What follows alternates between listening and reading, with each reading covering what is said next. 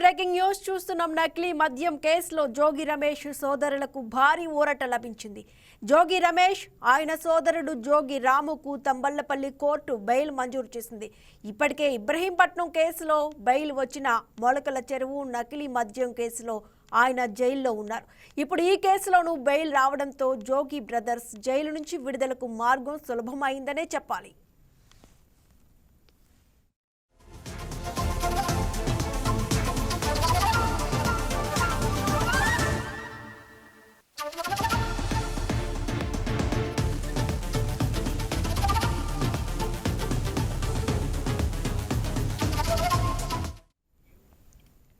రాష్ట్ర వ్యాప్తంగా సంచలనం రేపిన నకిలీ మద్యం కేసులో జోగి రమేష్తో పాటుగా ఆయన సోదరుడు పైన ఆరోపణలు వచ్చాయి. ఈ కేసులో తనకు సంబంధం లేదంటూ జోగి రమేష్ విజయవాడ కనకదుర్గ ఆలయంలో ప్రమాణం చేశారు.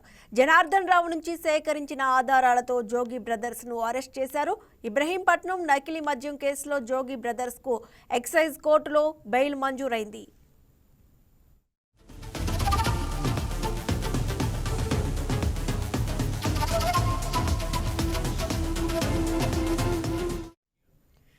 ఇక జోగి బ్రదర్స్ 85 రోజులుగా జైల్లో ఉన్నారు. తాజాగా బెయిల్ రావడంతో కొంతమేర ఊరట దక్కింది. ములకల చెరువు నకిలీ మద్యం తయారీ కేసులోనూ జోగి రమేష్ నిందితుడిగా ఉండడంతో ఆయనకు ఇబ్రహీంపట్నం కేసులో బెయిల్ లభించినా జైలు నుంచి విడుదల కాలేదు. ఇక ఇప్పుడు మొలకల చెరువు మద్యం కేసులోనూ తంబళ్లపల్లి కోర్టులో బెయిల్ లభించింది. దీంతో ఆయన విడుదల అయ్యే అవకాశం ఉందని వైసీపీ నేతలు చెబుతున్నారు. అయితే జోగి రమేష్ పైన చాలా కేసులు పెండింగ్లో ఉన్నాయి. అగ్రిగోల్డ్ భూముల కేసు వాటిల్లో ఒకటి. మరి ఇవి ఏమైనా తెరపైకి వస్తాయా లేదా అనేదైతే చూడాలి. ఇక దీనిపై మరింత సమాచారాన్ని మా కరెస్పాండెంట్ రాజేష్ ఫోన్ ద్వారా అందిస్తారు. రాజేష్, మీ దగ్గర ఉన్న లేటెస్ట్ అప్డేట్స్ ఏంటి?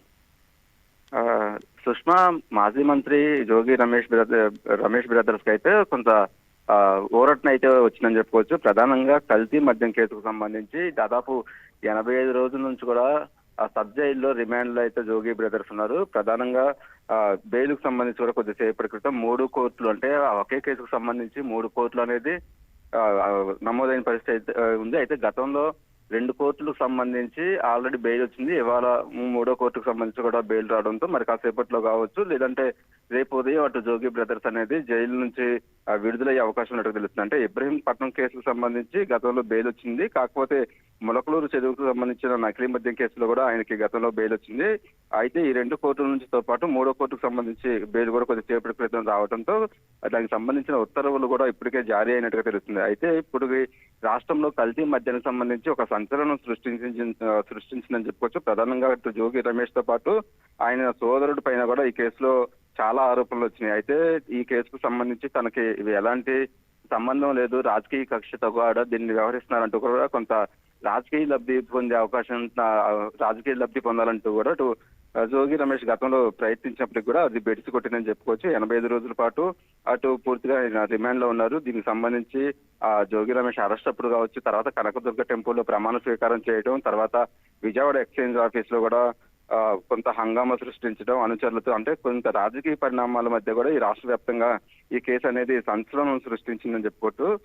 దీనికి సంబంధించి అంటే ప్రధానంగా తంబలపల్లి కోర్టులో ఇవాళ బెయిల్ రావడం అనేది కూడా కొంత వాళ్ళకి ఊరట లభించే అవకాశం ఉన్నట్టుగా తెలుస్తుంది. దీంతో పాటు జోగి రమేష్ తో పాటు గతంలో ఈ కేసుకు సంబంధించిన పూర్తిగా అటు జనార్దన్ కావచ్చు, అతని స్టేట్మెంట్ మేరకు కూడా ఈ కేసు నమోదు చేయడం, తర్వాత జోగి బ్రదర్స్ ని విచారించడం, విచారణలో కూడా ఇది నకిలీ మద్యం కేసు అనేది అటు ములకల చెరువులో తయారవడం, దాన్ని వేరే బాటిల్స్ లో నింపి ఇబ్రహీంపట్నంలో దాన్ని ఒక బార్ లో పెట్టేసి అమ్మడం అనేది కూడా మొత్తం అటు ఎక్స్చేంజ్ డిపార్ట్మెంట్ చేసిన ఎంక్వైరీలో కూడా మొత్తం వాస్తవాల నుంచి కేసు కూడా జరిగింది. దానికి సంబంధించి అద్దేపల్లి జనార్దన్ ఎవరైతే ఉన్నారో ఆయన ప్రత్యేకంగా దీనికి సంబంధించిన వాగ్మూలం ఇవ్వడం, అతను సౌత్ ఆఫ్రికా నుంచి కూడా అతన్ని తీసుకొచ్చి అతను కూడా విచారించే అనంతరం కూడా దీనికి సంబంధించిన కీలక ఆధారాలతో అటు మాజీ మంత్రి జోగి రమేష్ ని కూడా తర్వాత అరెస్ట్ చేశారు. అరెస్ట్ చేసిన తర్వాత అతను 3 కేసులకు సంబంధించి, అంటే తంబలపల్లి, ఇబ్రహీంపట్నం, మొలకల చెరువు 3 ఏరియాలో కూడా ఈ కేసుకు సంబంధించి అతని పైన కేసులు నమోదవడం, సబ్ జైలుకు వెళ్ళడం ఎంత కూడా కొన్ని ఆసక్తి పరిణామాలు అనేది ఆంధ్రప్రదేశ్ లో చోటు చేసుకుంది. అయితే ఇప్పుడు మాజీ మంత్రి జోగి రమేష్ కు సంబంధించి విడుదలవుతారా లేకపోతే మరికొన్ని కేసుల్లోనే కంటిన్యూగా అరెస్ట్ చేస్తారనేది కూడా కొంత ఆసక్తిగా మారింది. ఎందుకంటే అటు వైసీపీ ప్రభుత్వం అధికారంలో ఉన్నప్పుడు పూర్తిగా అగ్రి గోల్డ్ భూములకు సంబంధించి కూడా కొంత స్కామ్ జరిగింది. దాన్ని అక్రమంగా జోగి రమేష్ తన అనుచరులు కూడా రాయించుకున్నారంటూ కూడా కొంత ఆరోపణలు కూడా ఇప్పటికే ఎదుర్కొంటున్నారు. దాని మీద కూడా కొన్ని కేసులు కూడా నమోదైనాయి. అంతేకాకుండా అధికారాన్ని అడ్డం పెట్టుకొని అనేక విధాలుగా అటు మైనింగ్ కావచ్చు, దానికి సంబంధించిన అనేక చోట్ల కూడా కొంత అక్రమాలు చేశారంటూ కూడా ఇప్పటికే పెద్ద ఎత్తున ఆరోపణలు వస్తున్న నేపథ్యంలో ఈ కల్తీ మద్యానికి సంబంధించిన బెయిల్ వచ్చిన తర్వాత రాబోయే రోజుల్లో మరే ఆసక్తి పరిణామాలు ఎలా ఉండబోతున్నాయి అనేది కూడా కొంత ఆసక్తిగా మారింది. అంటే వాళ్ళ కుటుంబం మీద కావచ్చు, వాళ్ళ అనుచరుల మీద అగ్రిగోల్డ్ ల్యాండ్స్ కు సంబంధించి ప్రధానంగా ఆరోపణలు ఎదుర్కొంటున్న నేపథ్యంలో దాని మీద మరొకసారి అటు పోలీసులు తెర మీదకి తీసుకొచ్చి ఆ కేసులో మరిన్ని అరెస్టులు చేస్తారా లేకపోతే